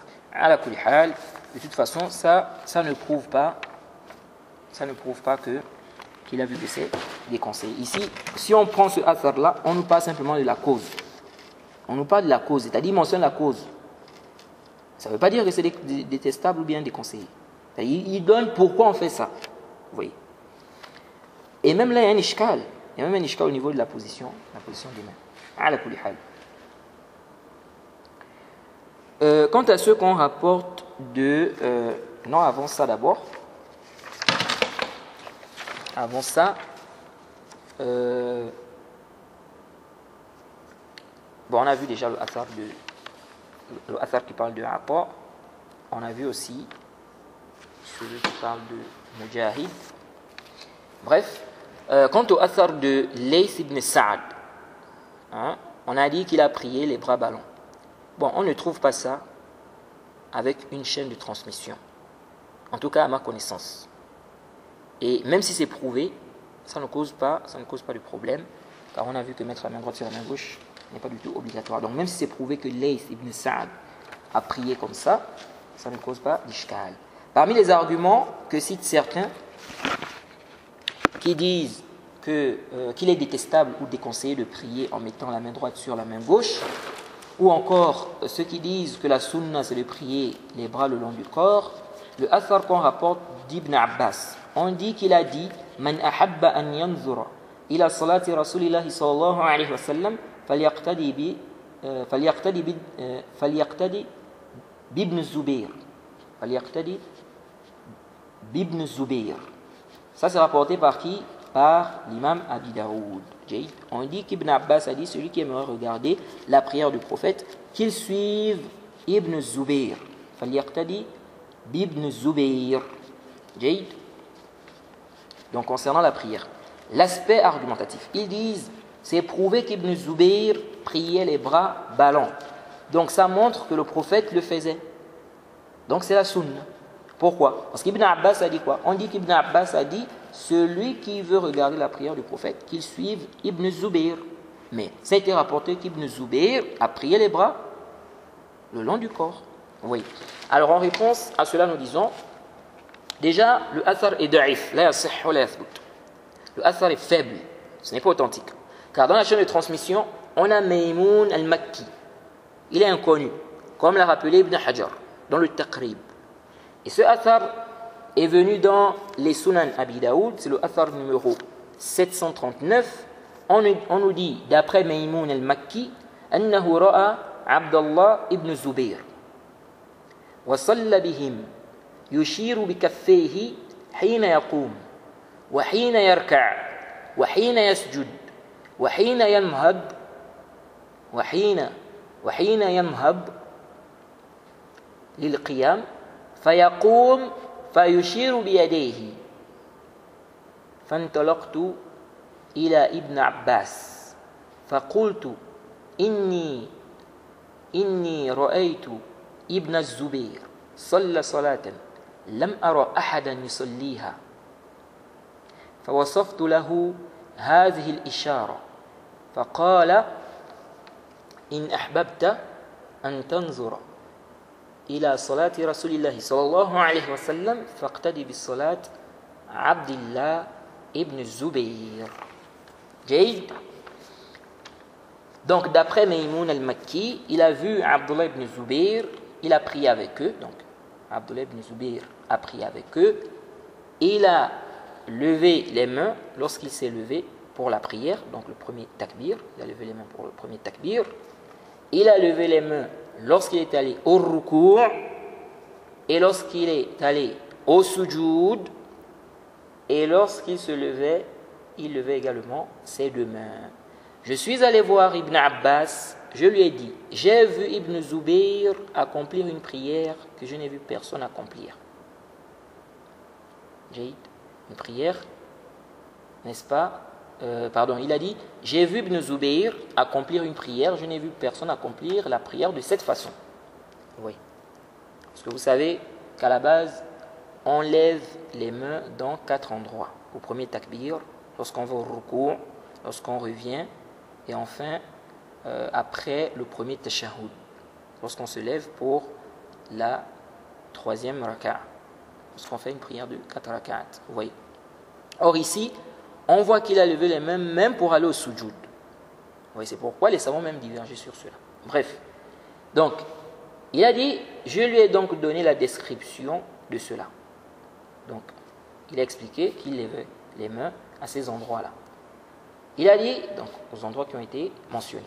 Il a dit, si tu désires, donc, il dit qu'Ibn Abbas a dit, si tu désires regarder la prière du messager d'Allah, suis la prière d'Ibn Zubayr. Vous voyez. Alors, Maymoun est inconnu. On ne sait pas c'est qui. Est-il digne de confiance ou pas? Donc, à la base, la chaîne de transmission est da'if. C'est faible. La yasih wa la yathbut. De plus, on a Ibn Lahi'a dans la chaîne de transmission. Et il est da'if, il est faible. On a déjà parlé de lui en détail dans le Nuzha. Et Al-Munziri a rendu ce récit faible à cause de Ibn Lahi'a, comme a dit le Cheikh Al-Albani. Ibn Rajab aussi a dit que la chaîne de transmission est faible. Même le Cheikh Al-Albani a dit que la chaîne de transmission là est faible à cause des 2 raisons citées. Sauf qu'il a quand même authentifié ce récit par des shawahid. Le Cheikh Al-Albani a quand même authentifié ce récit par des shawahid, c'est-à-dire d'autres versions qui viennent confirmer cela. C'est pourquoi le Cheikh Al-Albani voit même qu'on peut lever les mains dans la prière pour chaque relèvement et rabaissement. On avait déjà parlé de ça dans le Duror, dans le chapitre de la description de la prière. Alors, j'ai regardé les shawahid que le Cheikh Al-Albani a mentionnés. Il a dit, ça a beaucoup de shawahid. L'ishkal, c'est quoi? Quel est l'ishkal ici? Donc le Cheikh Al-Albani a dit qu'il y a beaucoup de shawahid. Mais il y a un ishkal. Quel est l'ishkal? Donc c'est moi qui dis qu'il y a un ishkal. C'est pas le Cheikh Al-Albani qui a dit qu'il y a un ishkal. Alors il y a un ishkal. C'est quoi l'ishkal? C'est que ces shawahid-là, qui ont été mentionnés par le Cheikh Al-Albani, ne parlent pas d'Ibn Zubayr. Il a mentionné des textes de Omar, de Abi Humayd al-Sa'idi. Il a cité un texte où on dit que le prophète levait les mains lorsqu'il allait au sujoud. Vous voyez. Mais est-ce que ces shawahid-là peuvent renforcer la version d'Ibn Zubayr? As-sahih, non.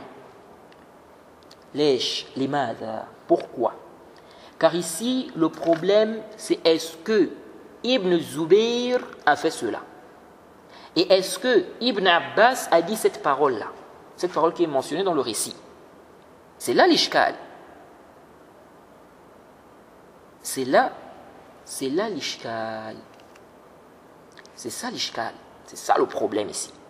Ce n'est pas est-ce qu'on a des versions qui montrent qu'on peut lever les mains à ces endroits-là.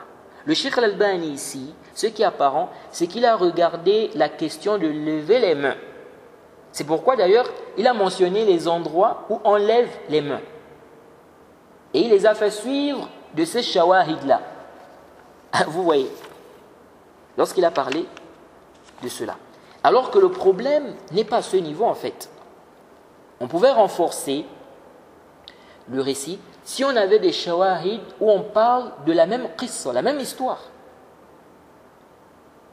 Vous voyez, c'est pourquoi nous sommes d'avis que le Cheikh Al-Albani, qu'Allah lui fasse miséricorde, s'est trompé ici, lorsqu'il a authentifié ce récit-là, en se basant sur ces shawahid-là. Et Allah est le plus savant. Car on ne peut pas renforcer ce récit par des textes qui montrent qu'on peut lever les mains à ces endroits-là. Oui, parce que ce n'est pas tant ça l'ishkal d'abord. L'ishkal, est-ce que Ibn Abbas a dit cette parole qui est mentionnée dans le récit? Et est-ce qu'Ibn Zubayr a fait cela? Vous voyez?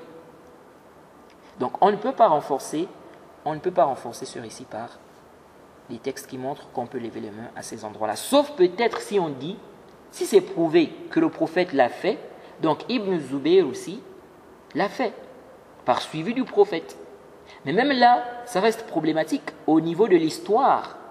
Est-ce que vraiment cette histoire s'est produite ainsi? Et aussi, est-ce que Ibn Abbas a dit cette parole mentionnée dans le récit? Oui, ça a besoin des shawahid. Oui.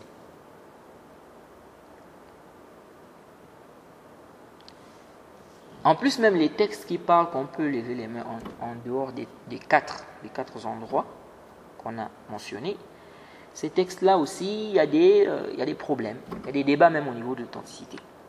Il y a des débats au niveau de l'authenticité. C'est pourquoi nous sommes d'avis des savants qui ont rendu ce récit faible. Nous sommes d'avis des savants qui ont rendu ce récit faible. Donc, la yasih wa la yathbut. Et Allah est le plus savant.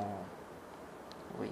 À moins que le Cheikh Al-Albani s'est basé sur un shahid qui parle de la même qissa, la même histoire. Oui. Mais ce n'est pas ce qui est apparent.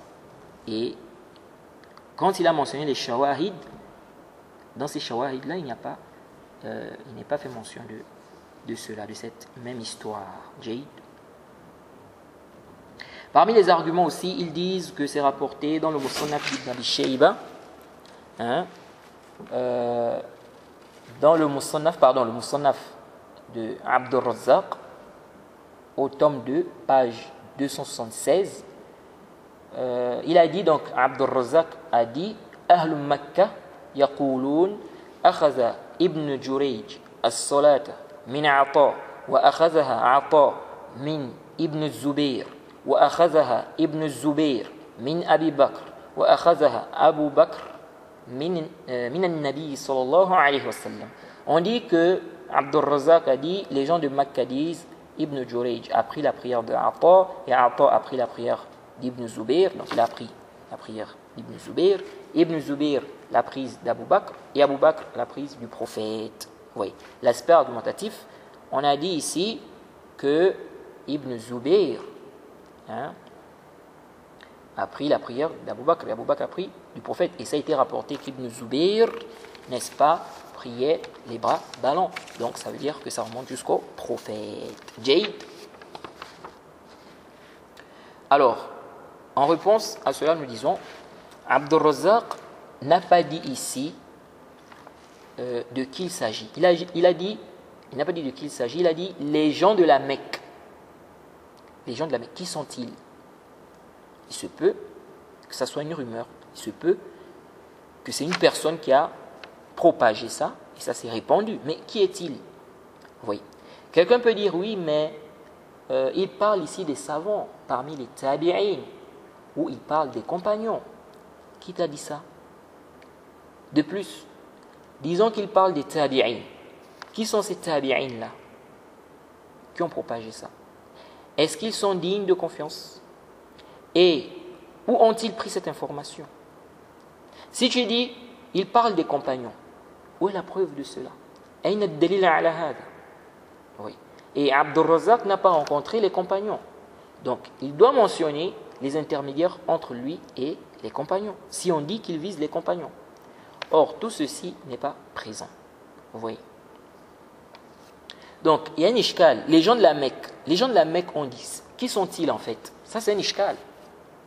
Est-ce que ici, là, il parle des savants, des ulama, ou il parle simplement d'une parole qui est propagée comme ça, mais elle vient de qui en fait? Donc, il y a un ishkal, il y a l'hypothèse ici, en fait. On ne sait pas réellement. Ça s'est propagé là, c'est-à-dire, cette parole elle vient de qui? Oui. Si vous avez cité, par exemple, un tabi'i digne de confiance directement, c'était autre chose. Mais quand il dit les gens de la Mecque, il y a quand même l'hypothèse. Même si on peut dire, oui, il parle des savants. Il y a cette hypothèse aussi. Mais il y a aussi l'autre hypothèse. Oui. Qu'il parle ici de quelque chose qui s'est propagé. Mais le problème, c'est que ça vient d'où? Qui a propagé ça, en fait? Celui qui a propagé ça, il était digne de confiance ou pas? C'est ça l'ishkal. Bref. De plus, si on se base sur ça, ça veut dire qu'on va s'argumenter de tout ce que Ibn Jurayj, Atta, Ibn Zubayr vont faire dans la prière. Vous voyez. Or, je ne connais aucun savant qui dit une telle chose. Supposons qu'on a une sunna prouvée du prophète et on trouve Atta ou bien Ibn Jurayj ou bien Ibn Zubayr qui dit le contraire. On doit laisser la sunna poursuivre leur parole, la parole d'Ibn Zubayr ou bien la parole d'Ibn Jurayj ou la parole de Atta, sous prétexte qu'ils ont pris la prière d'un tel, etc., jusqu'au prophète, comme c'est venu dans le Athar. Vous voyez. De plus, on pose la question, à la base, les compagnons ont pris la prière de qui? N'est-ce pas du prophète? Ça veut dire que tout ce qui va être rapporté d'un compagnon dans la prière, on doit considérer ça comme remontant jusqu'au prophète. Car ils ont pris la prière du prophète à la base. Or, ceci est une exagération. Oui, car on peut trouver des divergences entre les compagnons sur certaines questions de la prière, ou même une autre question, une autre adoration. Ceci dû à la compréhension d'une parole du prophète ou d'un acte du prophète. Oui. Donc ce athar reste un athar à problème. Et Allah est le plus savant. Parmi les arguments, ils disent que Abu Zur'a a rapporté dans son Tarikh, le athar numéro 1785, il a dit Haddathani Abdurrahman ibn Ibrahim عن عبد الله بن يحيى المعافري عن حيوة عن بكر ابن عمرو أنه لم ير أبا أمامة donc c'est Ibn Sahl واضعا إحدى يديه على الأخرى قط ولا أحدا من أهل المدينة حتى قدم الشام فرأى الأوزاعي وناسا يضعونه. Donc on nous dit que Bakr ibn Amr, n'est-ce pas, n'a jamais vu Abu Umama ibn Sahl. Donc il ne s'agit pas ici de Abu Umama al-Bahili, c'est Abu Umama ibn Sahl. Il a vu mettre l'une de ses deux mains sur l'autre. Il dit n'a jamais vu, Bakr ibn Amr n'a jamais vu Abu Umama ibn Sahl mettre l'une de ses deux mains sur l'autre, ni une personne de Médine le faire. Donc il n'a jamais vu une personne de Médine le faire. Jusqu'à ce qu'il aille à Sham, il a vu Al-Awza'i et des gens le faire. L'aspect argumentatif, ils disent, ça c'est la position des gens de Médine. Oui. Et cet égaré d'Islam ibn Ahmed dit, ça c'est au temps des grands tabi'in, des compagnons. Il dit, aucun compagnon n'a, n'est-ce pas, mis la main droite sur la main gauche dans la prière. Regardez-moi quelqu'un comme ça. Oui. Un vrai passionné celui-là. Alors, en réponse à cela, nous disons, Dans la chaîne de transmission, on a Bakr ibn Amr al-Ma'afiri. Il a des problèmes au niveau de sa capacité de mémorisation. Mais on peut dire qu'il est saduq. Comme a dit Ibn Hajar. Al-Bukhari a rapporté un hadith dans son sahih de lui. Mais dans les mutaba'at. Comme l'a rappelé Ibn Hajar. Pas en tant que hadith de base. Et Abu Umama, on peut dire qu'il est né au temps du prophète. Les savants ont divergé. Est-ce qu'il a vu le prophète ou pas? Donc Abu Umama ibn Sahl. Est-ce qu'il a vu le prophète ou pas? Certains disent qu'il est né 2 ans avant la mort du prophète. Il est mort dans les années 100 par là. Donc à quel moment Bakr ibn Amr l'a vu? Al-Zahabi dans Mizan al-I'tidal, lorsqu'il a parlé de Bakr ibn Amr, il a dit qu'il est mort jeune. Donc c'est comme si il a vu étant petit ou très jeune. Oui. Bref, ça ce n'est pas trop un problème. Dans le Athar, il mentionne Al-Awza'i. Ce qui est apparent, c'est qu'il le mentionne, vu qu'il était déjà une référence, des gens revenaient vers lui, suivaient ses actes, ses paroles. Vous voyez. Donc, est-ce que ça c'est avant les années 120 de l'Hégire, et est-ce que l'acte des gens de Médine est un argument au début du IIe siècle, et même chez l'imam Malik, autant d'interrogations. De plus, Bakr ibn Amr ne connaissait pas tous les gens de Médine. C'est quelqu'un qui venait de l'Égypte à la base. Il n'est pas de Médine à la base. L'imam Malik, qui était même de Médine, n'avait pas la connaissance, il n'avait pas connaissance de certains actes, de certains fuqaha de Médine. Pourtant, il était à Médine. Que dire de celui qui est de passage? Vous voyez, lui qui est de passage dans un endroit ou dans cet endroit. Vous voyez. Donc, on peut dire que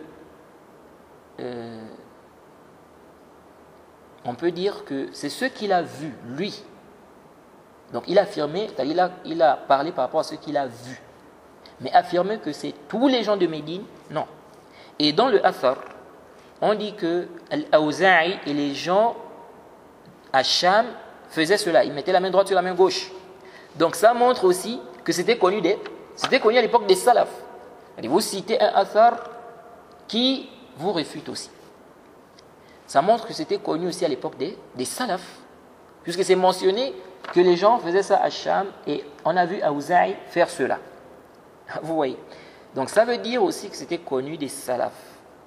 Vous voyez. Donc, c'est une réfutation aussi. Parce que vous prenez, vous dites non, ça c'est ce qui était connu à Médine. Mais ça c'est ce qui était connu aussi à Sham. Et l'imam Awza'i, qui est aussi un des salafs, c'était rapporté qu'il a fait cela. Vous voyez. Donc pourquoi ici ça va être un argument, ici ça ne va pas être un argument? Sachant que c'est confirmé même, ce que Awza'i a fait est confirmé par des textes. Oui. Donc, sur quelle base vous rejetez aussi cela? Sur quelle base vous dites que c'est détestable en vous appuyant sur une pratique du salaf selon vous, alors qu'il y a aussi des salafs qui ont fait le contraire? Oui. La pratique d'un groupe des salafs n'est pas un argument sur la pratique d'un autre groupe de salafs. Vous voyez. Surtout qu'on a des textes clairs en faveur de ceux qui disent que la sunna c'est de mettre la main droite sur la main gauche dans la prière. Vous voyez ça? Et comme on avait déjà même vu, ceci ne montre pas du tout que c'est détestable. On a dit que ce n'est pas obligatoire. Donc si un groupe de salafs fait cela, c'est-à-dire prie les bras ballants, on ne doit pas tirer de là que c'est détestable. On tire de, comment on va tirer de là que c'est détestable? Ont-ils dit que c'est détestable? Vous tirez ça d'où? Vous voyez? Vous tirez ça d'où? On n'avait pas porté le dalil. Donc voilà un peu ce qu'on peut dire ici par rapport à cela. Donc on va s'arrêter ici. Pour ne pas faire en sorte que l'audio soit trop long. On s'arrête ici pour ce dars. Et je crois que je crois qu'il nous reste un audio sur le sadl. Il y a encore quelques ambiguïtés qu'on doit réfuter. Inch'Allah, donc on va faire. Donc il nous reste un audio, Inch'Allah. Après cet audio, je crois qu'on va reprendre nos cours sur la traduction du livre du Cheikh Rabi', Al-Maqalat al-Athariya. Et bon, il y a certains frères qui me demandent, mais c'est comment tu as arrêté la traduction du livre et tout ça. Donc on va reprendre, Inch'Allah. Et on va aussi reprendre nos cours de fiqh dans le Durar. Donc on va essayer de terminer la traduction du livre du Cheikh Rabi'. On va essayer aussi de terminer le chapitre de la prière en groupe. On va voir s'il faut prendre la suite ou bien si on va voir le chapitre de la zakat ou le chapitre du mariage, ou bien on va revenir d'abord sur le chapitre des ventes. Donc, je suis en train de réfléchir, mais dans tous les cas, on va d'abord essayer de terminer la traduction du livre du Cheikh Rabi', et puis aussi, on va essayer de terminer le chapitre de la prière en groupe. Après, on va voir ce qu'on va faire. Et après la traduction du livre du Cheikh Rabi', Al-Maqalat al-Athariya, Inch'Allah, on va prendre Kitab al-Tawhid. Inch'Allah. Donc, voilà ce qu'on peut dire. Donc, il nous reste un audio sur le sadl. Inch'Allah, un ou deux audios. J'espère qu'on fera un seul audio, qu'il nous reste juste un seul audio. Après ça, on va revenir sur la traduction du livre du Cheikh Rabi', Al-Maqalat al-Athariya, donc les paroles textuelles. En même temps, on va voir si on peut terminer aussi le chapitre de la prière en groupe. Après, on verra bien ce qu'on fera. Jade, on s'arrête ici. On demande qu'Allah nous facilite, qu'il nous accorde la compréhension de sa religion. Wa subhanaka Allahumma bihamdik. Wa ashhadu an la ilaha illa anta astaghfiruka wa atubu ilayk.